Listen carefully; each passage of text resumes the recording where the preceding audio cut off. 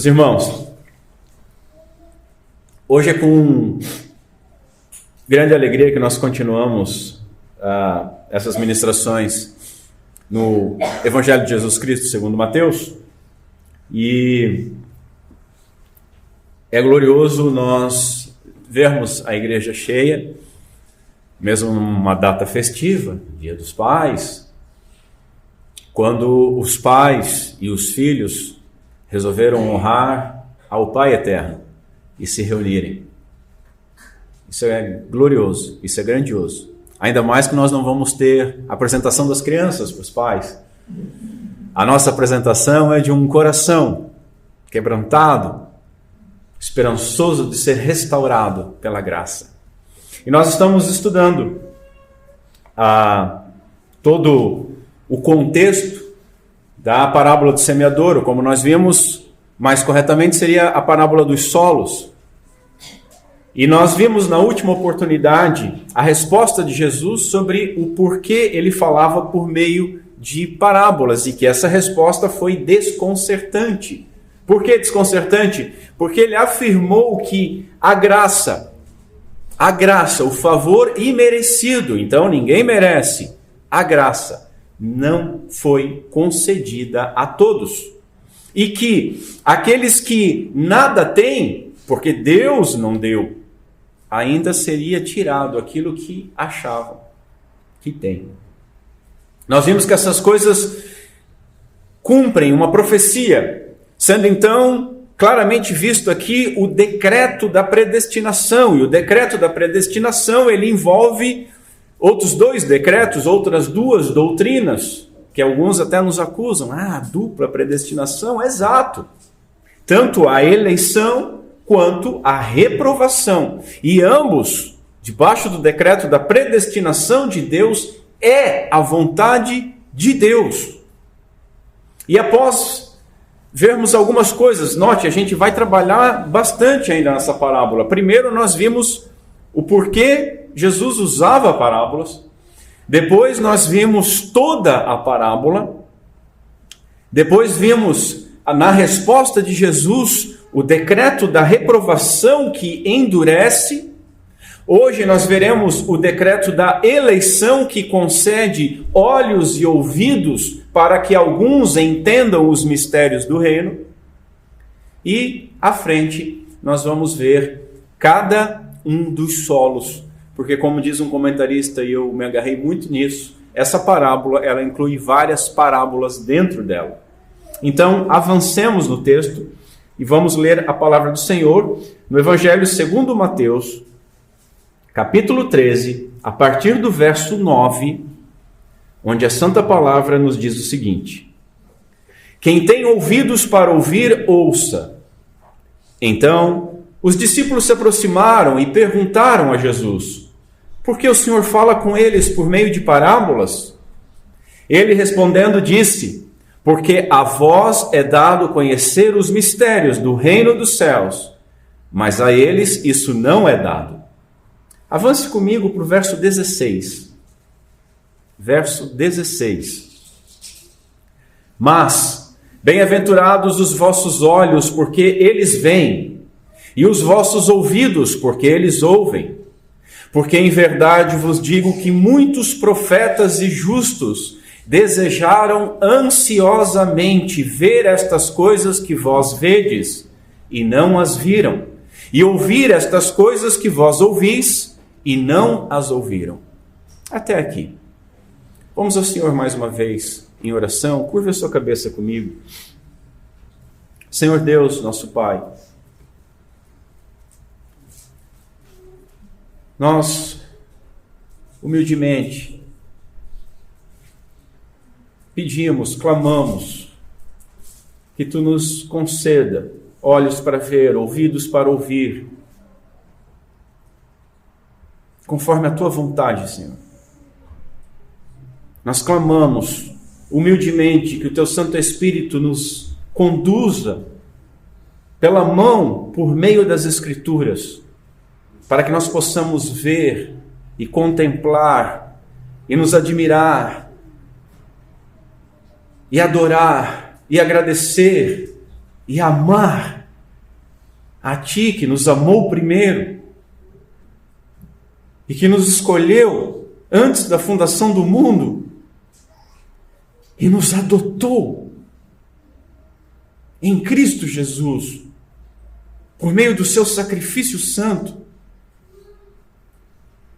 Senhor, que o Teu nome seja exaltado em nosso meio, apesar das nossas debilidades, e que Tu nos auxilie a glorificar o nome do Teu Filho.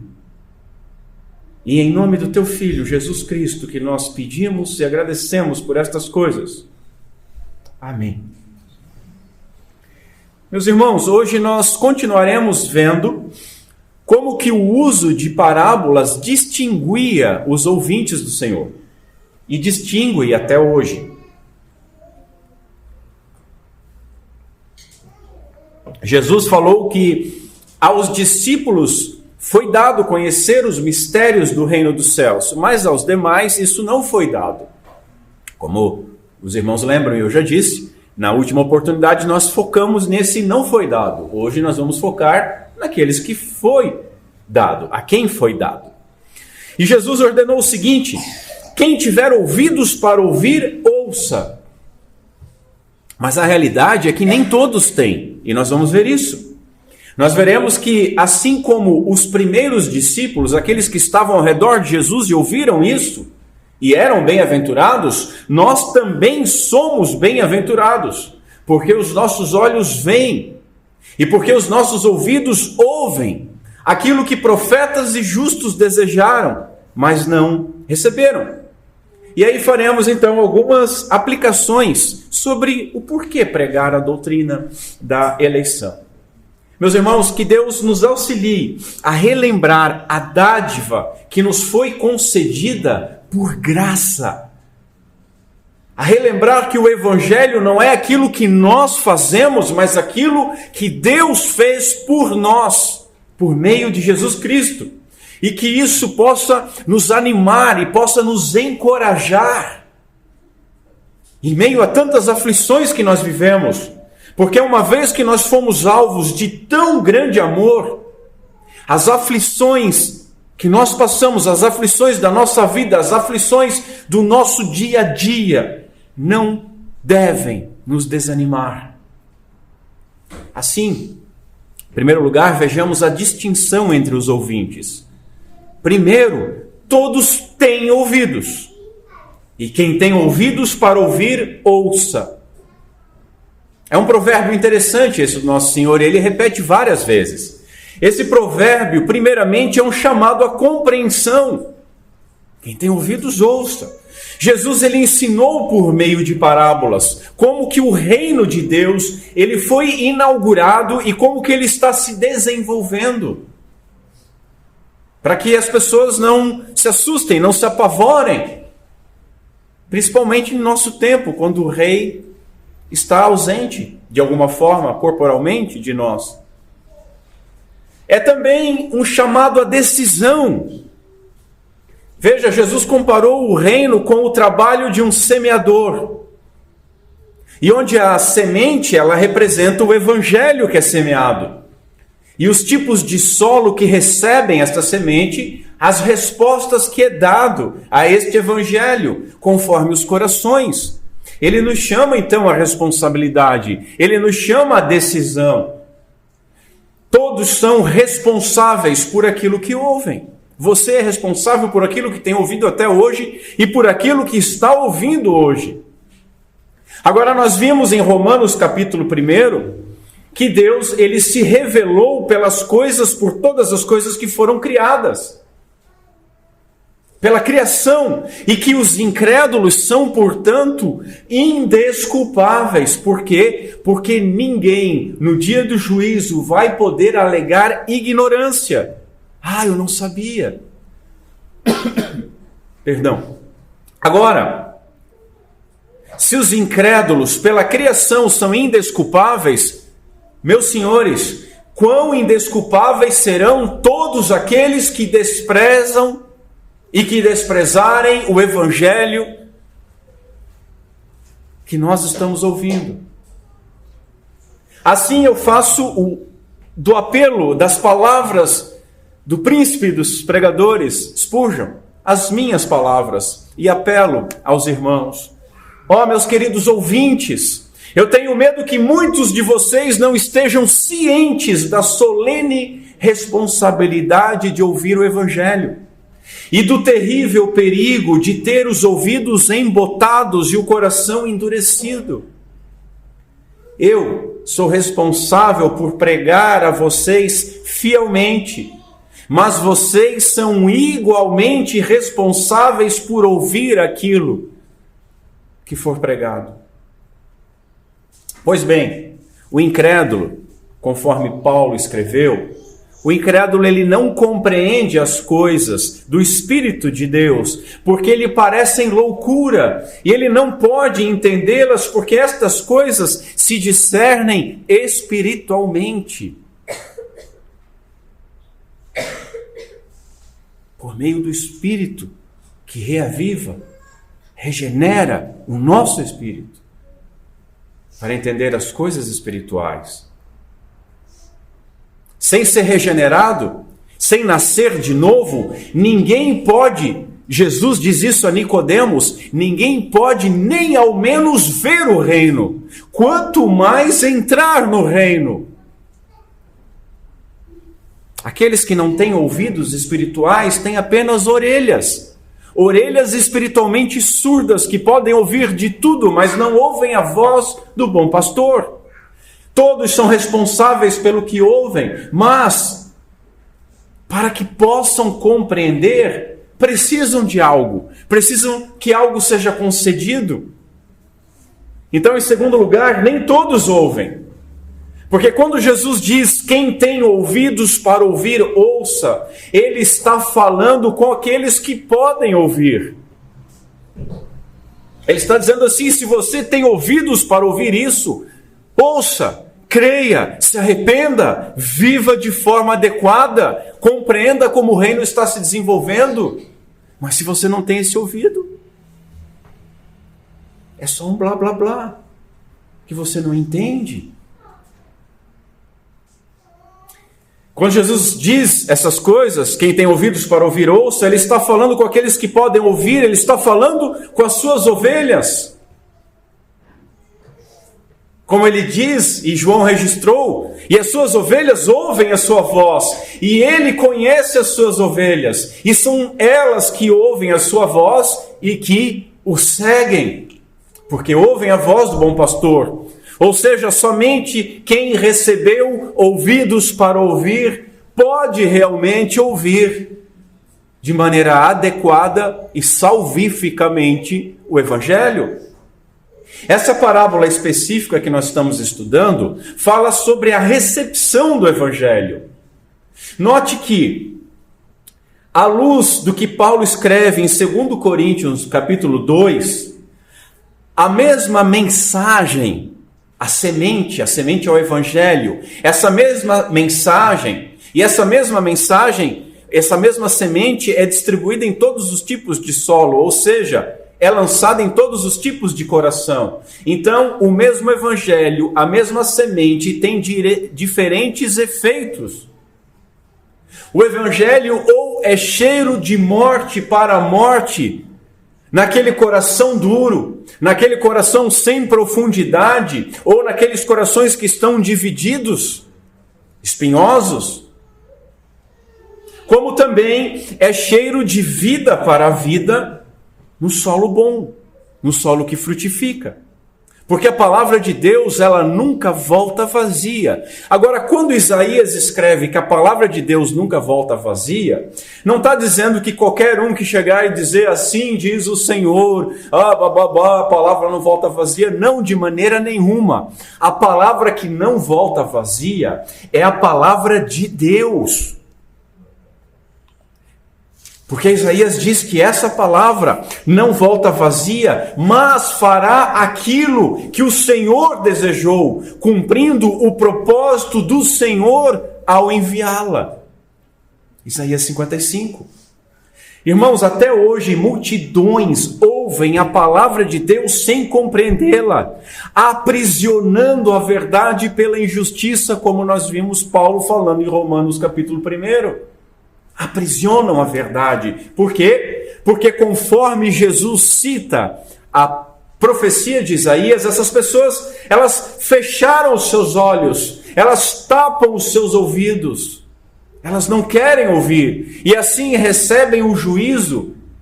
Elas são endurecidas, conforme o próprio desejo. Ouvir a palavra de Deus, diz um puritano, e ainda não entender, nem perceber a vontade dele, é o maior pecado e a maior condenação que pode haver. São duas coisas juntas. Além de pecado, já é a condenação. Portanto, meus irmãos, a doutrina da eleição está por trás destas palavras do Senhor.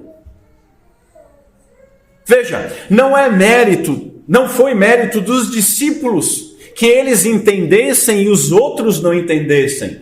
Não é mérito dos senhores entender e os outros não entender. A compreensão, ela é devida ao fato de que Deus escolheu e lhes deu o dom de entender. A dádiva do entendimento. Eles receberam um dom que os de fora não receberam. Vocês que ouvem, entendem e creem, receberam um dom, uma dádiva que os de fora não receberam. Jesus então fez aqui uma distinção entre os ouvintes. Os eleitos creem porque lhes foi dado conhecer.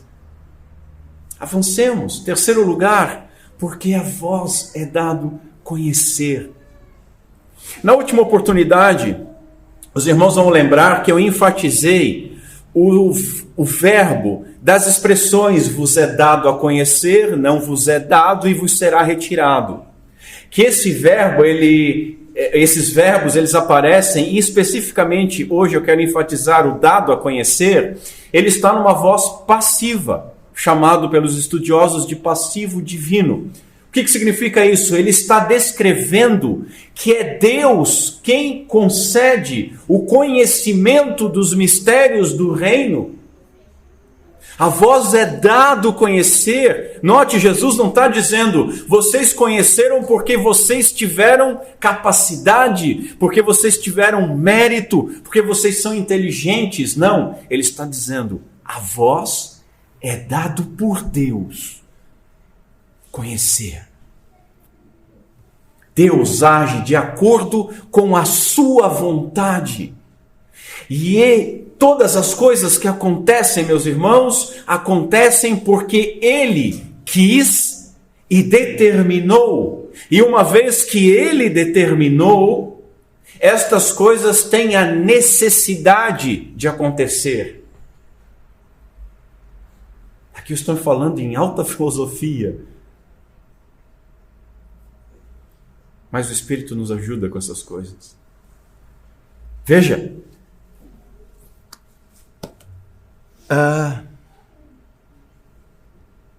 Nele, digo, em Jesus, em quem também fomos feitos herança, havendo sido predestinados conforme o propósito daquele que faz todas as coisas segundo o conselho da sua vontade. Aqueles a quem foi dado crer em Cristo, eles são declarados pelo Senhor bem-aventurados, porque Deus escolheu dar-lhes graça para compreender o Evangelho. Estão me acompanhando? Irmãos, Deus, Ele age ativamente, conscientemente em cada conversão, porque cada conversão é obra do poder de Deus por meio do seu Santo Espírito. E aqui eu acho interessante porque os carismáticos e os pentecostais, eles gostam de dizer que a tradição reformada, ela apaga o Espírito Santo. Eles valorizam o Espírito Santo e nós apagamos. Quando na realidade é bem o contrário. Porque eles enfeitam e eles... Como é que eu vou falar isso sem ser muito agressivo? uma forma complexa e não bíblica, fazem de algumas situações meio constrangedoras, com gritos e palavras sem sentido, e giros, e frases ditas como se fosse voz do Senhor, eis que te digo, e aquela coisa toda, como se isso fosse a atuação do Espírito Santo de Deus. Quando o nosso Senhor e Salvador Jesus Cristo diz que o Espírito Santo vem para convencer as pessoas do pecado. Então, meus irmãos, não existe nenhuma teologia que valorize mais a obra do Espírito Santo de Deus do que a tradição reformada. Por quê? Porque nós só somos cristãos por causa da obra do Espírito Santo. Calvino foi até chamado de teólogo do Espírito Santo. Nós devemos pregar, sim, é exigência, porque a fé vem pelo ouvir a palavra de Deus, mas eu arrisco dizer que essa é a parte mais fácil. Porque é Deus que carrega o piano, porque é Deus que faz o impossível. Deus faz o impossível. Quando nosso Senhor foi perguntado quem poderia ser salvo, ele respondeu o seguinte: aos homens isso é impossível. Aos homens, pelos homens, pelas obras dos homens, pela força do homem, isso é impossível. Mas ele completa e diz: mas a Deus tudo é possível. Cada conversão é um milagre maravilhoso. A palavra de Deus vai nos dizer em Jonas que a salvação pertence ao Senhor. Ela vem do Senhor. A salvação, meus irmãos, é uma obra monergista. O que significa isso? Significa que ela é efetuada do começo ao fim, por Deus, totalmente pelo poder gracioso de Deus, sem auxílio nenhum do homem, do princípio ao fim. É Deus agindo. A resposta de Jesus Cristo sobre o porquê falava por meio de parábolas foi pura doutrina da eleição. E essa doutrina, meus irmãos, essa doce doutrina que é tão mal afamada por tantos, criticada por outros, temida por outros, blasfemada por outros, negada por outros, ela aparece por toda a Escritura. De Gênesis a Apocalipse. E ninguém falou mais sobre eleição do que o nosso Senhor e Salvador Jesus Cristo. Desde a queda, a palavra de Deus, ela divide os homens, ela divide a humanidade em duas porções, em dois povos. A descendência da serpente, os filhos do diabo, de um lado, e a descendência da mulher, os filhos de Deus, do outro. Agora, olha que interessante. Por causa dos seus pecados, ambos os grupos mereciam a condenação.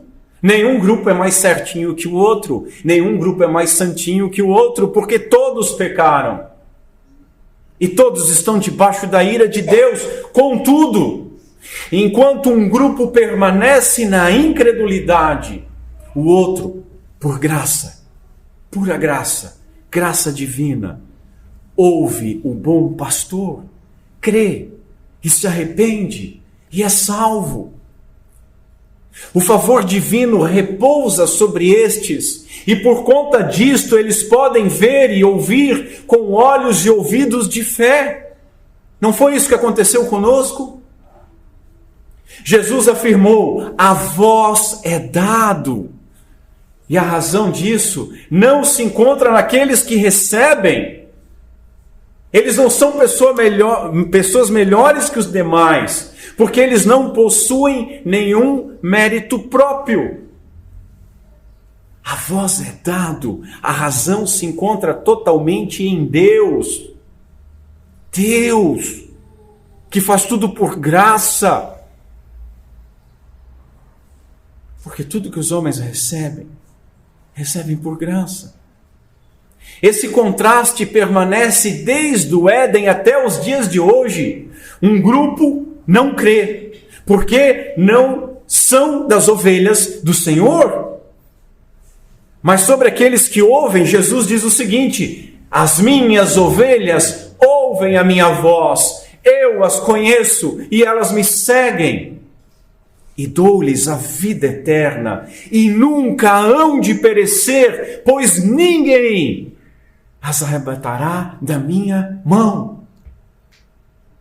Se você pode ouvir essas coisas, entender essas coisas, creia nessas coisas e adore o Senhor que concedeu o dom de você compreender essas coisas.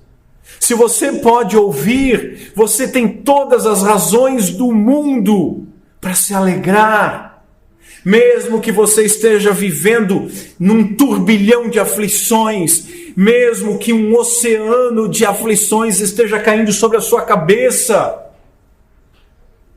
mesmo que você esteja triste com a sua família, com o seu pai, com os seus irmãos, decepcionado com o seu trabalho, com o seu professor, com o seu cônjuge, mesmo que você tenha deixado o seu filho doente em casa para vir hoje aqui, ouçam que o Senhor e Salvador diz a nosso respeito: bem-aventurados os vossos olhos, porque eles veem, e os vossos ouvidos, porque eles ouvem.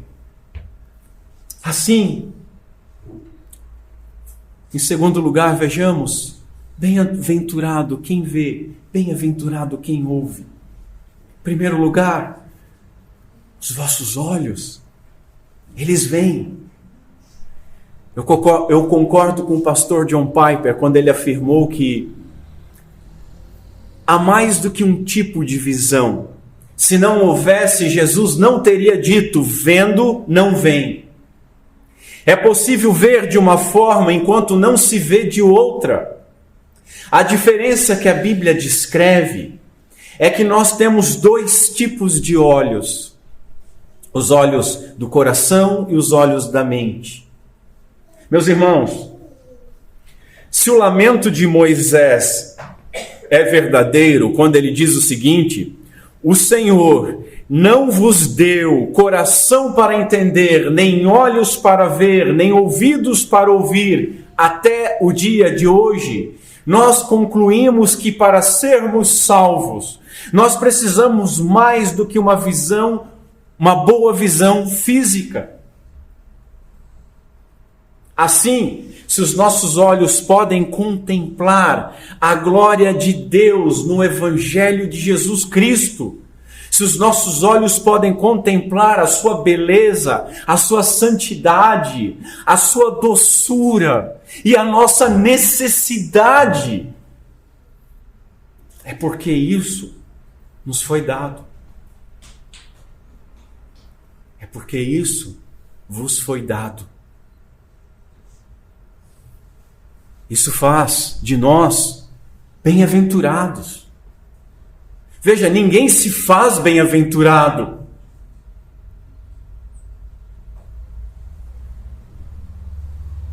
Ninguém se faz abençoado. Antes, é feito por Deus. Abra comigo João, 1 João, capítulo 1 João. Começa lá de trás da Bíblia que você chega mais fácil. 1 João, capítulo 1.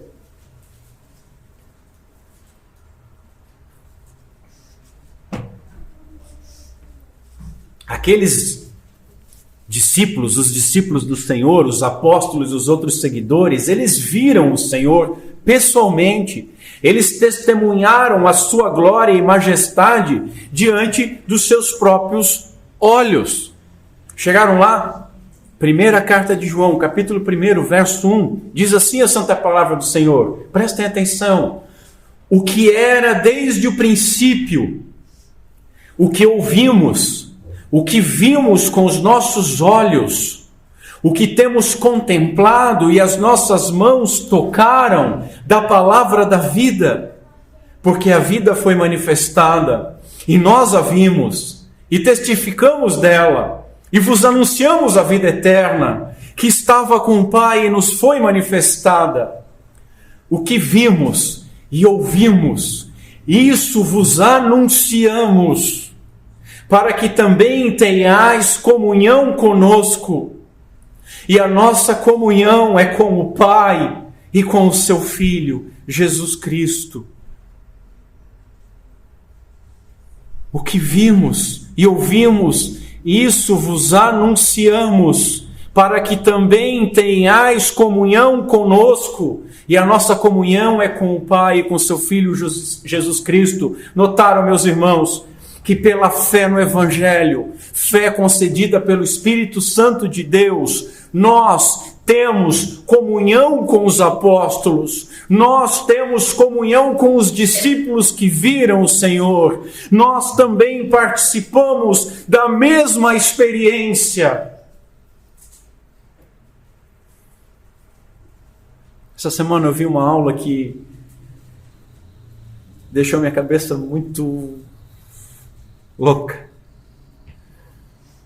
falando sobre a questão do virtual, que vem de virtude, virtus. As nossas experiências materiais, físicas, palpáveis, táteis, elas são muito pequenas e chegam a ser irreais quando nós comparamos com aquilo que nós entendemos como virtual. Nós temos contato com o nosso passado, mas o nosso passado já passou. Mas nós continuamos tendo contato. Onde é que está esse passado? Foi embora. Mas ele faz parte. Pela fé, pelo poder do Espírito Santo de Deus, crendo na Escritura Sagrada, nós temos comunhão com aqueles homens, e é como se nós víssemos, ouvíssemos, tocássemos no Senhor. Nós temos comunhão com o Filho e com o Pai. Em segundo lugar, os vossos ouvidos ouvem.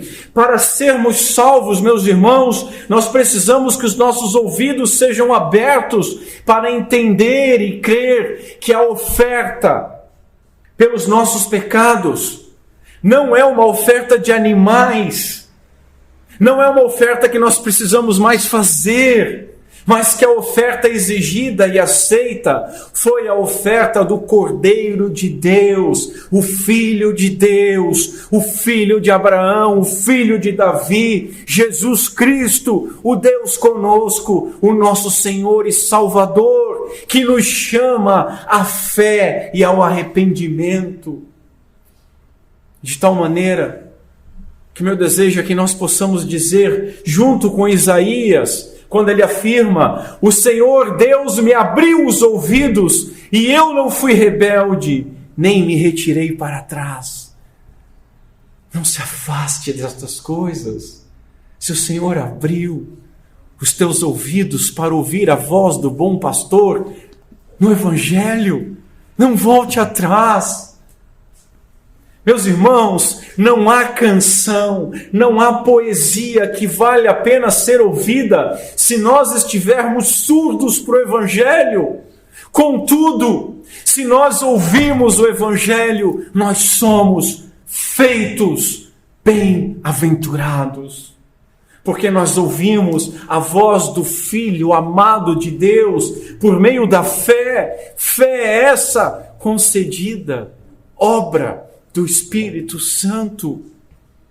Nós ouvimos e reconhecemos e participamos e temos comunhão com o bom pastor. A doce voz do noivo, a doce voz do noivo chamando a sua noiva, a poderosa voz do Pai e a suave voz do Espírito Santo, elas são ouvidas. Assim, se nós ouvimos esta voz, deixemos de ouvir as críticas e acusações do mundo. Deixemos de ouvir as insinuações tentadoras da nossa carne e do diabo. Deixemos de ouvir aquilo que os outros acham e ouçamos aquilo que o Senhor Jesus Cristo fez por cada um de nós. Nós vemos e ouvimos pela fé. Meus irmãos, aprove a providência que o nosso tempo não fosse o tempo de esperar a vinda do Messias, mas o tempo de aguardar o retorno do Messias que veio e voltará. Tempo esse de nós desfrutarmos o cumprimento das promessas e profecias pela fé nesse santo livro. Tempo em que a promessa do derramamento do Espírito Santo se cumpriu e pelo seu poder, pelo poder do Espírito Santo de Deus, nós podemos ver e ouvir. Quem tem ouvidos para ouvir, ouça. Terceiro lugar, algo desejado por profetas e justos nos foi dado. Os discípulos experimentaram aquilo que muitos profetas e justos desejaram. Agora observem, Jesus ele não diz os profetas e justos. Ele não usa um artigo definido, significando todos eles, mas ele diz muitos. Porque ele próprio afirmou lá no Evangelho de João o seguinte: Abraão exultou com a expectativa da minha vinda. Ele a viu e se alegrou. Muitos desses profetas e justos do passado, eles receberam vislumbres da glória do Senhor. E eles falaram sobre a esperança futura. Mas, meus irmãos, nenhum deles viu Jesus encarnado com a nossa natureza. Nenhum deles tocou o Senhor. Nenhum deles sentou e comeu com Ele. Nenhum deles testemunhou os seus milagres. Todos eles, conforme o autor de Hebreus nos escreve, todos eles morreram na fé sem terem recebido as promessas, mas, vendo-as de longe e crendo nelas, abraçaram essas promessas. Nós lemos lá em Lucas, que registra esse texto, dizendo que muitos profetas justos e reis quiseram ver. Reis quiseram ver o que aqueles homens estavam vendo. Reis quiseram ver, mas foram pecadores, pescadores, discípulos humildes, pobres, ex-cobradores de impostos, ex-prostitutas. Foram eles que receberam tal privilégio. Entre estes, nós não podemos esquecer dos velhos Simão e Ana, que aguardavam no templo e tiveram mais do que profetas e justos do passado, porque pegaram o Senhor no colo e se alegraram naquela criança. Ao chamá-los de bem-aventurados, Jesus ele estava revelando a grandeza daquilo que foi concedido para essas pessoas por graça, por favor imerecido. É concedido. Meus irmãos, nem mesmo Pedro pôde reconhecer Jesus como o Messias sozinho. Ele precisou de auxílio. Ele precisou da revelação da graça divina, conforme Jesus mesmo afirmou. E note as palavras de Jesus: bem-aventurado és tu, Pedro. Lembra? Bem-aventurados os vossos olhos, porque veem, e os vossos ouvidos, porque ouvem. E Jesus está dizendo para Pedro: bem-aventurado és tu, Simão, filho de Jonas, porque não foi a carne e sangue que revelaram isso para você, mas o meu Pai que está nos céus. Nós veremos isso quando chegarmos em Mateus 16, daqui uns 2, 3 anos. Se assim Deus quiser. somente reconhecemos Jesus como Cristo.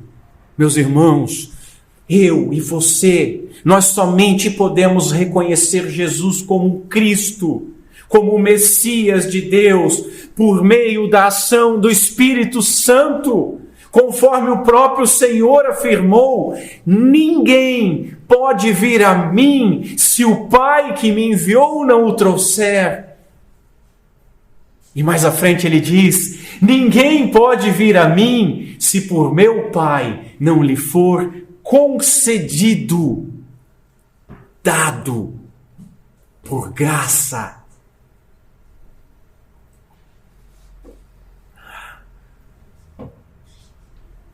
Essa é a doutrina que as pessoas criticam. A doutrina da eleição, ela assusta. Sabe por quê?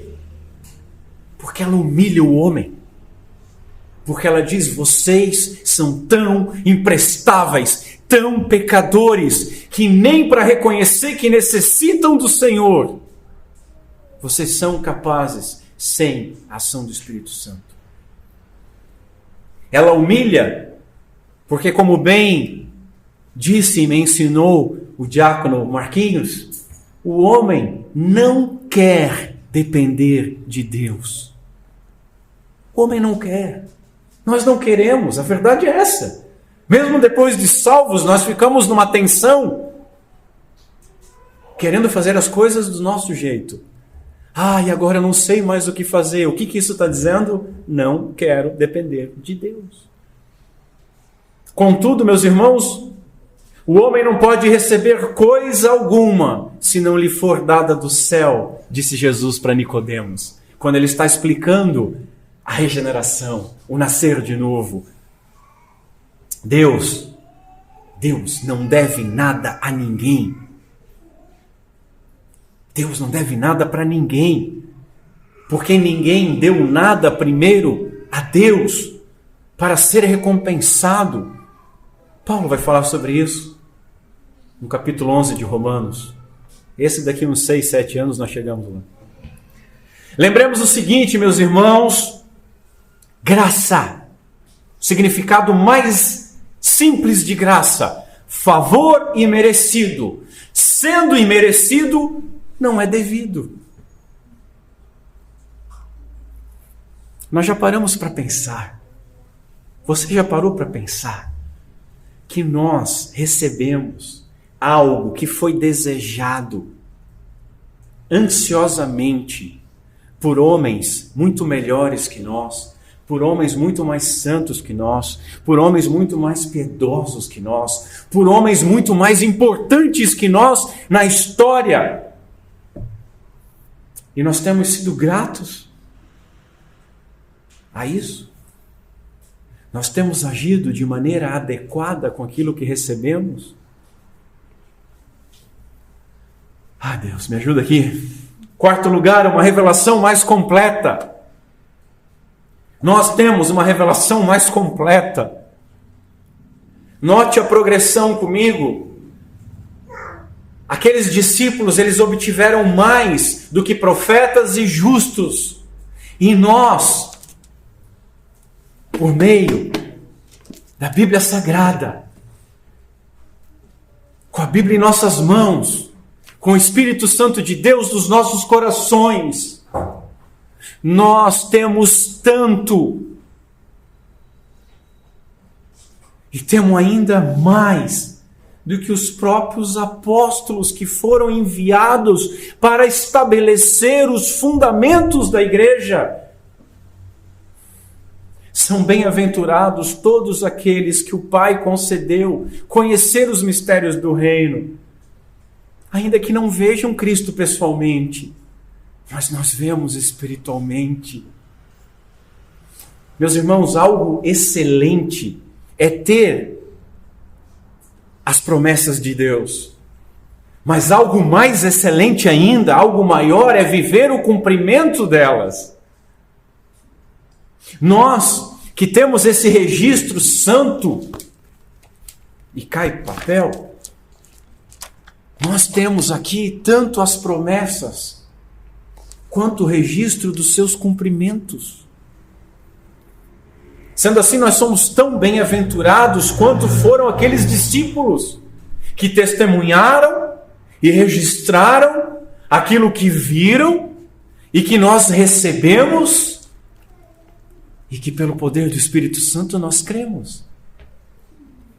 Eles testemunharam grandes sinais e prodígios, mas nós, meus irmãos, testemunhamos na nossa vida o maior milagre que pode acontecer. Porque corações de pedra, inimigos de Deus, corações de pedra e mortos espiritualmente, foram regenerados à vida. E assim como Lázaro, o Senhor nos chamou para fora do túmulo da morte que nós vivíamos. Veja, eu não estou dizendo que estes homens não receberam o suficiente para serem salvos, longe disso. O que eu estou dizendo para os irmãos, e eu quero que os irmãos gravem nos seus corações, é que essas pessoas contemplaram o Evangelho como um amanhecer daquilo que nós vemos, claro, como a luz do sol no meio-dia. Porque a glória do Evangelho exibe uma manifestação muito mais plena de Cristo. Nós possuímos uma revelação muito mais completa da verdade de Deus, porque nós temos essas coisas registradas para edificar a nossa fé. Profetas e justos, eles desejaram ansiosamente, eu escolhi colocar essa palavra na minha tradução, porque esse desejo deles, a palavra grega, enfatiza uma intensidade do desejo. Eles ansiaram avidamente, eles cobiçaram, eles desejaram ardentemente. O verdadeiro conhecimento de Cristo, meus irmãos, o verdadeiro conhecimento de Jesus Cristo, consiste em recebê-lo como ele é oferecido pelo Pai. Evangelho. Esse é o verdadeiro conhecimento de Jesus. O Pai nos revela a Cristo por meio do Evangelho e o Cristo nos revela o Pai. Nós lemos na liturgia, toda a bênção espiritual nos lugares celestiais foi depositada em Cristo. Eu gostei que a versão que o presbítero Ismael leu trouxe essas palavras, essa bênção, no singular, porque no grego está no singular, porque não precisa estar no plural, porque essa bênção é Cristo. É Cristo, e em Cristo nós recebemos todas as coisas. Em Cristo nós somos adotados, porque antes não éramos filhos. Em Cristo nós somos feitos herdeiros de Deus, co-herdeiros em Cristo. Toda a bênção espiritual nos lugares celestiais foi depositada em Cristo. Por quê, meus irmãos? Porque tudo que o Pai possui, Ele depositou, Ele colocou no seu Filho, para que pudesse ser manifestado a nós, comunicando a nós bênçãos, expressando a sua glória. Ou seja, nós podemos não ter visto o Senhor, mas por meio da Escritura, iluminada pelo Espírito Santo, nos é concedida uma visão suficiente de Cristo Jesus, tanto para nos salvar, quanto para nos encher de alegria, a ponto de transbordar. Isso deve estimular a nossa gratidão. Isso deve estimular a nós vivermos de acordo com as vantagens que nós possuímos. Porque todos aqueles que sabem alguma coisa de Cristo não podem deixar de ansiar por algo ainda maior, escreveu um puritano. Assim, nós temos em quinto lugar uma revelação que traz expectativa e responsabilidade. Nós costumamos duvidar das promessas que nos são feitas. Nós somos frustrados pelas promessas que os nossos pais fizeram e não cumpriram. Nós somos frustrados, quem já é casado, por promessa que foi feita a você e que você fez e você não cumpriu. Nós, no Brasil especialmente, somos frustrados por promessas de políticos que eles não cumprem. Mas, com relação a Deus, nós temos auxílio na Escritura Sagrada. Nós, por meio da Escritura, confiamos naquele que jamais mentiu. Nós confiamos naquele que, falando com o pai Abraão, jurou por si mesmo, porque não existia nada maior para jurar. E porque ele queria dar certeza, não só pela sua palavra, mas por promessa, de que ele cumpriria. É mais fácil, meus irmãos, aguardar o retorno do Messias que já veio, do que esperar a sua primeira vinda. Assim, a palavra de Deus deve despertar em nós a expectativa de que aquele que começou a boa obra em nossas vidas vai terminar. A expectativa de que aquele que cumpriu inúmeras promessas cumprirá todas elas. A expectativa de que aquele que morreu e ressuscitou e subiu entre nuvens e um dia vai retornar dos céus para julgar vivos e mortos e governar eternamente, cumprirá sua promessa. Mas aquilo que nos foi concedido, além de gerar essa expectativa, também gera responsabilidade. Nós temos que crer nisso. E crer, às vezes, é difícil. Abraão esperou cerca de 25 anos o cumprimento da promessa de ser pai. Quanto tempo você está esperando alguma coisa? Noé pregou 120 anos antes do cumprimento da promessa do juízo pelo dilúvio. O povo judeu perambulou durante 40 anos pelo deserto antes de receber a terra prometida. Aquela mulher que foi curada do fluxo de sangue aguardou durante 12 anos para ser curada. Aquele aleijado no tanque de Betesda aguardou 38 anos para ser curado. E aquele cego que foi curado no tanque de Siloé pelo nosso Senhor aguardou durante toda a vida. Todos eles guardaram a sua fé. E nós? E você? Se ouvirmos a palavra de Deus e nos recusarmos a crer, será cada vez mais difícil acreditar, porque os nossos corações vão se tornando diariamente mais duros. E se nós perseverarmos na impiedade e não nos arrependermos e crer, um dia Deus, em seu justo juízo, pode endurecer de vez o seu coração até que você perca totalmente a capacidade de entender a palavra, longe de cada um de vocês que me ouvem esse juízo. Ouvir os mistérios do reino é um privilégio gracioso. A vós é dado, mas a eles não, disse o Salvador. Quem tem ouvidos para ouvir, ouça. Abra sua Bíblia em Efésios, capítulo 1. Efésios capítulo 1. Aqueles que receberam essa graça, eles receberam, repito, a maior bênção, conforme Paulo escreveu. E ele escreveu aos santos e fiéis de Éfeso. Mas, meus irmãos, ele escreveu a todos os santos e fiéis de toda a história. Se você crê em Jesus, ele escreveu isso para você.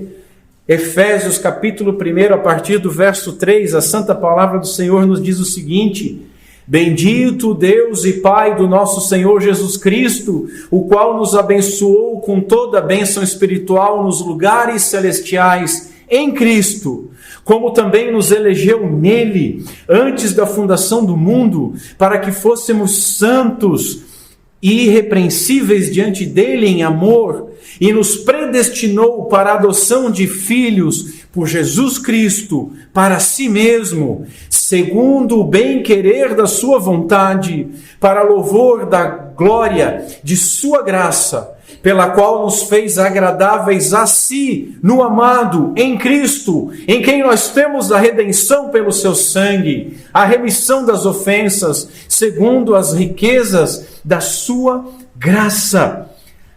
Verso 18.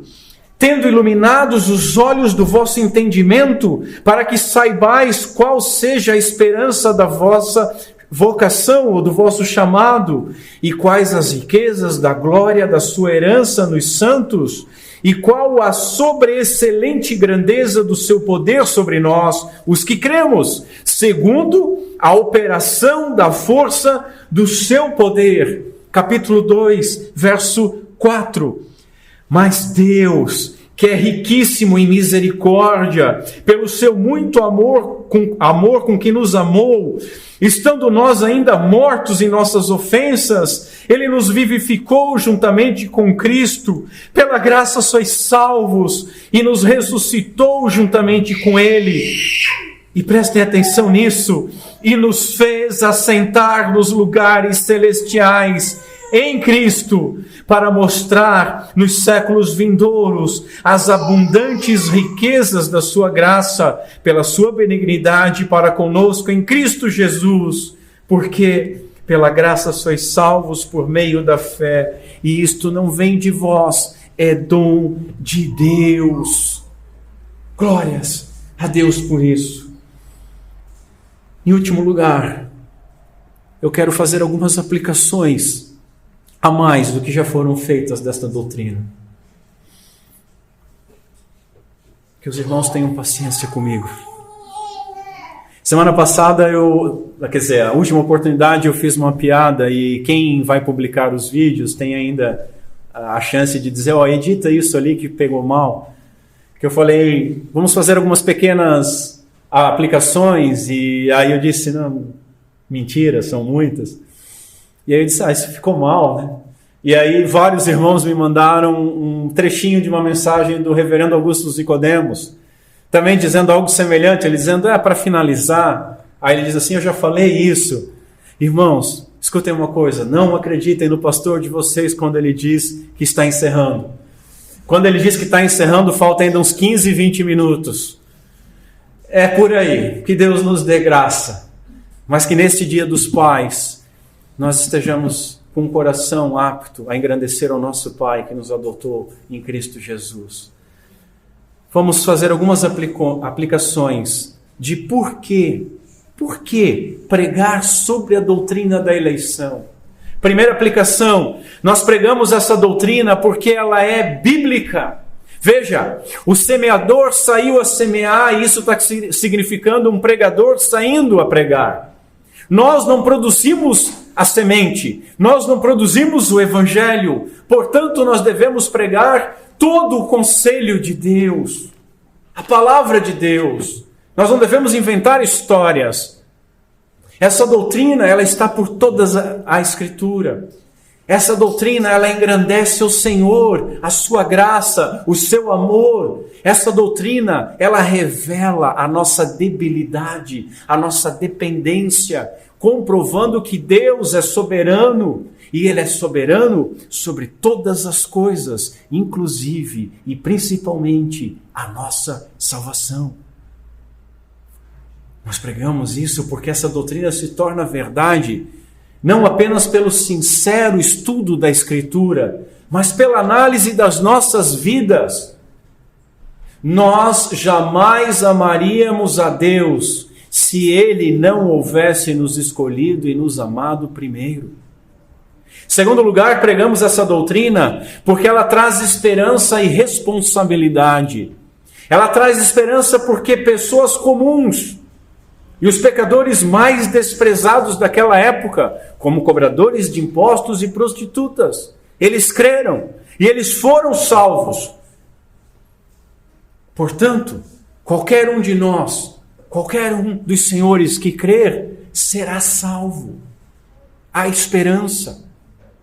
Contudo, essa doutrina também traz responsabilidade, porque os religiosos da época não creram. E a sua religião professada, por não ser sincera, de nada adiantou. Talvez você tenha uma religião, talvez você só venha à igreja, talvez você só cumpra algo para aplacar a sua consciência. E se você está nessa condição, você continua condenado. Você tem que crer e se arrepender. Pregamos essa doutrina em terceiro lugar para avaliar como que nós temos ouvido a palavra de Deus. Eu conheço vários fiscais de pregação. E muitos desses fiscais vêm falar comigo. Eles ouvem, eles analisam, eles elogiam, eles criticam, mas não creem. A vida deles demonstra que não creem. Seus corações permanecem insensíveis. A fé, meus irmãos, vem por ouvir a palavra, mas não basta apenas ouvir o evangelho sem guardá-lo no coração. Não basta apenas vir à igreja por obrigação ou para aplacar a consciência. Isso só aumenta a condenação. Não basta ter apenas impressões religiosas, choro e resoluções de mudança num dia e abandono e desprezo no outro. É necessário crer e gerar frutos dignos de arrependimento. Assim, em quarto lugar, nós pregamos essa doutrina para gerar arrependimento. Pregamos com fé de que o Espírito Santo vai regenerar os eleitos para que eles compreendam os mistérios do reino. Porque todos os que estiverem ordenados para a vida eterna serão salvos, como nós lemos em Atos. Pregamos na expectativa de que Deus conceda o arrependimento para conhecerem a verdade, como Paulo escreveu a Timóteo. A salvação, ela é concedida por graça, por meio da fé e do arrependimento, mediante a pregação do Evangelho. Portanto, tem que haver pregação, e tem que haver fé, e tem que haver arrependimento.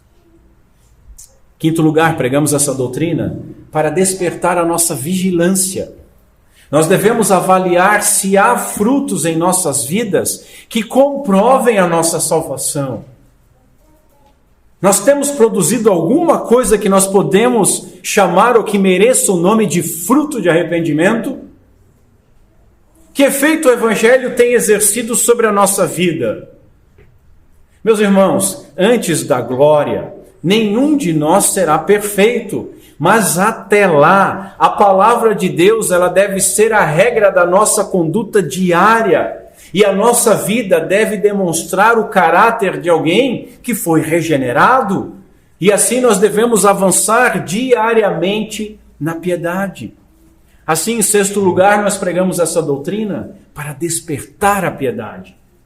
Veja, saber que nós fomos amados e escolhidos primeiro, sem merecermos, nos fará amar a Deus sobre todas as coisas.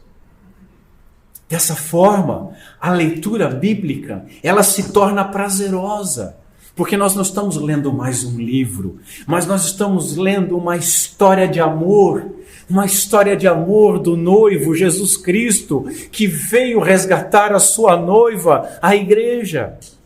Dessa forma, a oração, ela torna-se um derramar sincero de um coração contrito e esperançoso, confiante num Pai que é todo-poderoso, que pode todas as coisas.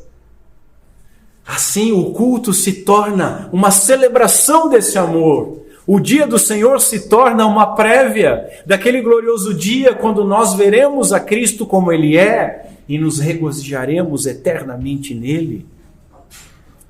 Sétimo lugar, nós pregamos essa doutrina para despertar a santidade. Ah, mas se Deus elegeu, Ele vai salvar, então não precisa. Isso sim, precisa.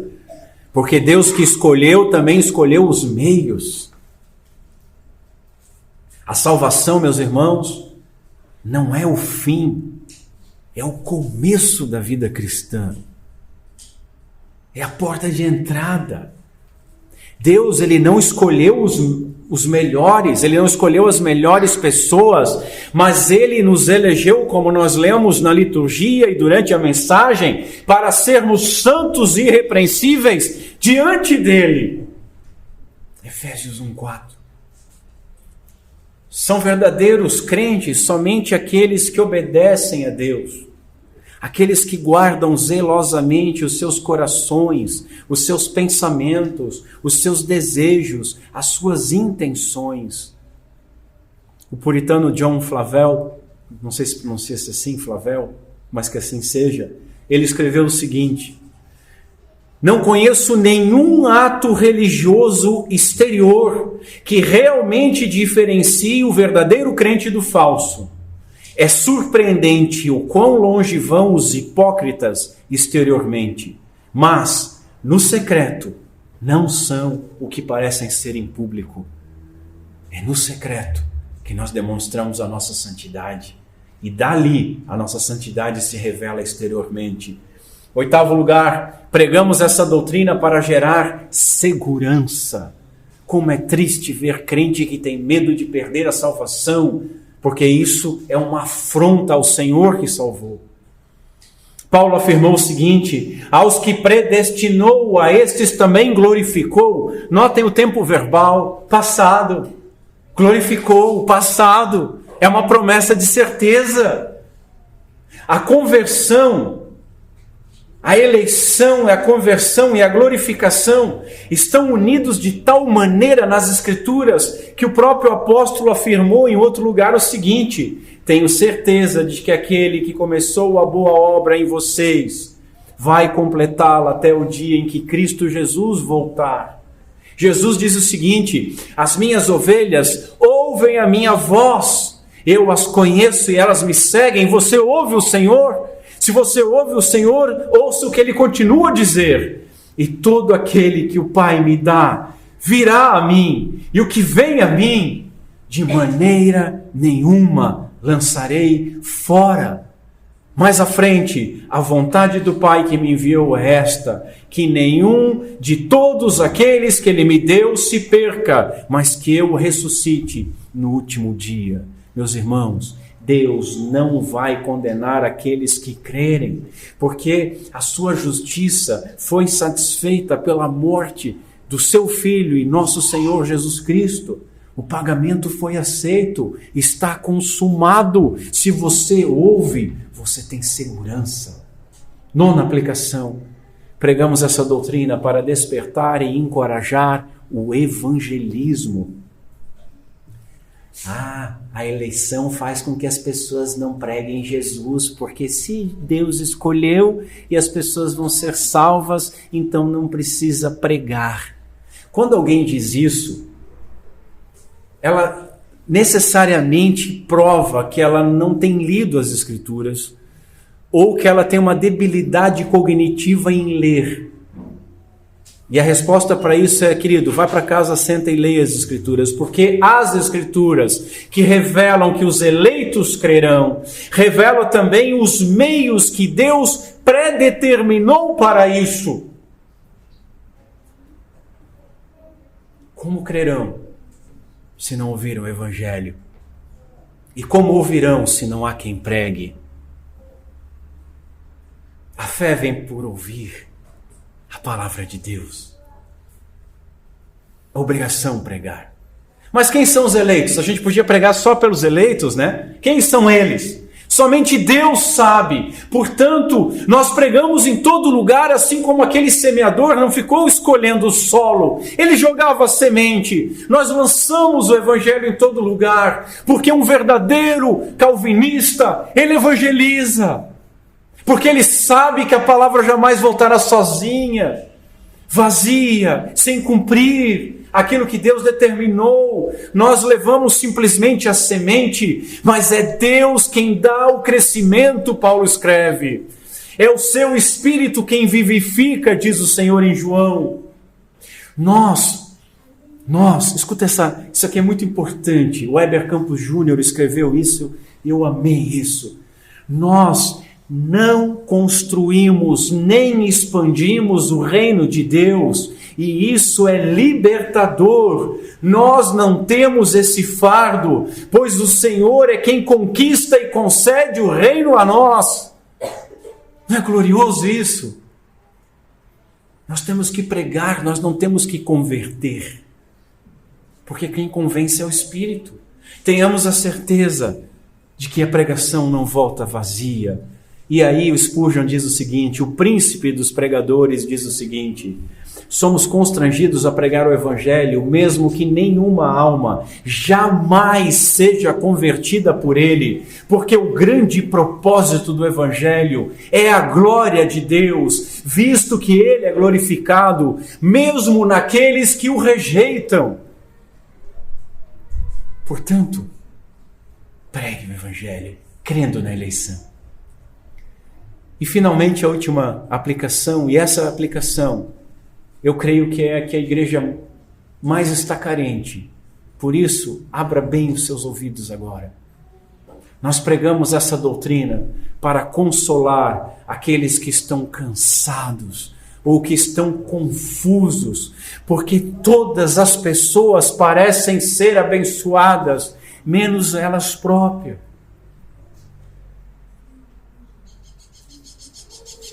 Irmãos, se Deus nos escolheu, que venham as aflições.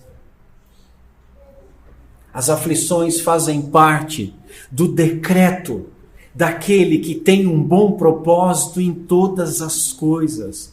As aflições nos purificam, as aflições nos deixam mais forte, as aflições nos preparam para algo maior. As aflições que chegam até a nossa vida não são acidentes, elas não são má sorte. As aflições que chegam na sua vida, meu irmão, foram ordenadas por Deus, foram ordenadas por aquele que te predestinou, e elas foram predestinadas também em peso, em medida e em duração. Nós não precisamos entender tudo o que nós passamos hoje. Nós teremos a eternidade para entender isso. Mas aquilo que passamos hoje precisa nos ensinar a crer. Como Paulo ensinou dizendo, sabemos. E esse sabemos aqui é como se ele dissesse assim, nós temos plena certeza. Não é um sabemos vazio, é um sabemos recheado de fé. A palavra fica até no nosso idioma fraca. Sabemos com certeza absoluta o quê? Que todas as coisas contribuem juntamente para o bem daqueles que amam a Deus, daqueles que são chamados segundo o seu propósito. Tendo plena convicção, sabendo que todas as coisas, sejam elas boas ou más, contribuem para nosso bem, para o bem dos eleitos de Deus. Todos nós recebemos um imenso consolo nas nossas aflições. Volto a dizer, elas não são acidente. Paulo vai nos dizer o seguinte: quem nos separará do amor de Cristo? A tribulação, ou a angústia, ou a perseguição, ou a fome, ou a nudez, ou o perigo, ou a espada. Se Deus ordenou a nossa salvação, Ele ordenou também todas as coisas relacionadas à sua e à minha vida. Se a nossa salvação depende dEle, todas as coisas da nossa vida também dependem dEle. Nós não passamos por nada que não tenha sido determinada por Ele, para o nosso bem. E talvez aqui nesse momento, você está com vontade de subir aqui e me dar um murro na cara, e de dizer assim: pastor, eu não acredito que você está dizendo que isso que eu estou vivendo, que a luta que eu estou passando é para o meu bem. Isso é para o meu bem, pastor? E eu te respondo o seguinte: a dor, a humilhação e a morte do nosso Senhor Jesus Cristo foi para o nosso bem. Se nós cremos que isso foi para o nosso bem, por que duvidar que algo menor, como a aflição que nós passamos, não seja? O Pai é tão sábio quanto é amoroso, e Ele não realiza nada que não seja para a sua glória, e que Ele cumpra a sua vontade em nossas vidas, passemos pelo que tivermos que passar, descansemos nele. Todas as nossas dificuldades são passageiras, mas a eternidade não é passageira. Por isso Paulo escreveu o seguinte: por isso não desfalecemos, mas ainda que o nosso homem exterior se corrompa, o interior contudo se renova dia a dia, porque a nossa leve e momentânea tribulação produz em nós um peso eterno de glória muito excelente, não atentando nós nas coisas que se veem, mas nas que não se veem, porque aquelas coisas que se veem são temporais, e as que não se veem são eternas. Irmãos, é sobre essa perspectiva, sabendo que o nosso grande problema, a inimizade com Deus, os nossos pecados que nos faziam dignos da condenação eterna, sabendo que isso foi resolvido, é que nós devemos olhar para a nossa vida e todos os teus problemas vão parecer tão menores. À luz da eternidade, todas as nossas angústias são breves e momentâneas e de alguma forma cooperam para o nosso bem. Todas. O seu filho que ficou em casa doente, o seu filho rebelde, a sua filha que saiu de casa, o seu marido que está enfermo, a sua esposa que está enferma, o seu filho que já faleceu, o seu casamento infeliz, o seu pai ou sua mãe que foram ausentes ou te abandonaram, a sua dificuldade em ter filhos, as nossas angústias, as nossas decepções, as nossas lágrimas, as nossas dores, a falta de avanço no seu trabalho, no seu estudo, nos seus negócios, aquela doença sua ou de alguém que você ama que tem roubado a sua alegria, aquele pecado que você luta e nem sempre consegue vencê-lo, a sua ansiedade com o casamento que está para chegar, com a maternidade que está para chegar, a sua ansiedade com o novo trabalho, enfim, todas estas coisas, elas estão sob o controle soberano de Deus. Você pode estar sofrendo há muito tempo, mas o deserto durou 40 anos para o povo judeu. E meu irmão, a eternidade está logo ali. Num abrir e fechar de olhos, nós podemos não estar mais aqui. E durante a nossa jornada, nesse vale de lágrimas, nós precisamos ter uma certeza: Jesus Cristo, Ele esteve, Ele está e Ele estará com cada um de nós todos os dias, até o fim. Ele jamais nos abandonará. Ele jamais abandonará aqueles a quem Ele escolheu. Ele é o Emanuel, o Deus conosco. Ele é o cumprimento da promessa de ser o Emanuel. Não temas, diz o Senhor, porque eu sou contigo. O Senhor Jesus Cristo é conosco. Mesmo que nós estejamos na fornalha da aflição, vai ser visto você e mais uma pessoa como que um filho de Deus. Que possamos dizer então humildemente, junto com Jesus Cristo: graças te damos, ó Pai, Senhor do céu e da terra, que ocultaste estas coisas aos sábios e entendidos e as revelastes aos pequeninos. Sim, ó Pai, porque assim te aprouve, assim foi do teu agrado. Irmãos, nós somos os pequeninos que somente pudemos conhecer o Pai, porque o Filho quis nos revelar. Salvos por graça, os eleitos foram salvos por graça. Então, como é que nós temos ouvido o Evangelho? Nós cremos sob todas as circunstâncias ou só quando está tudo bem? Nós cremos sob todas as circunstâncias ou aquele que criou todas as coisas, aquele que escolheu nos salvar, ele não tem direito, ou ele não é sábio o suficiente, ou ele não é bom o suficiente, ou ele não é poderoso o suficiente para nós entregarmos todos os nossos caminhos nas suas mãos e descansarmos nele. Quem é capaz de ouvir com atenção? Ouça a palavra do Senhor. Que Deus Pai seja misericordioso conosco, por meio de Cristo Jesus. Amém. Vamos ficar em pé. Curva a sua cabeça. Senhor Deus, nosso Pai, crendo nessa palavra, como teu servo e voz do teu evangelho esta manhã aqui, eu peço, salva os teus eleitos. Salva aqueles que te pertencem. Salva aqueles que tu determinou a estarem nesta comunidade e traga-os aqui. Salva aqueles que ouvirem esta palavra e não te conhecem.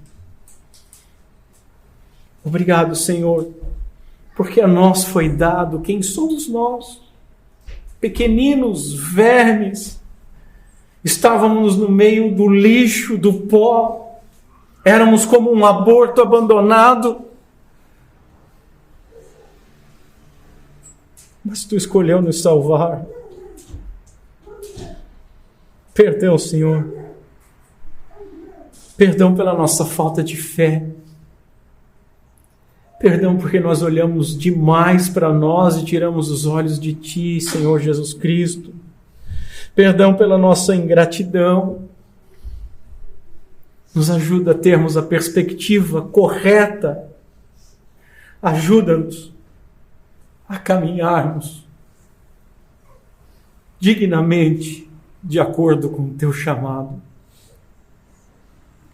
Pedimos essas coisas e Te agradecemos. No nome santo de Jesus Cristo. Amém.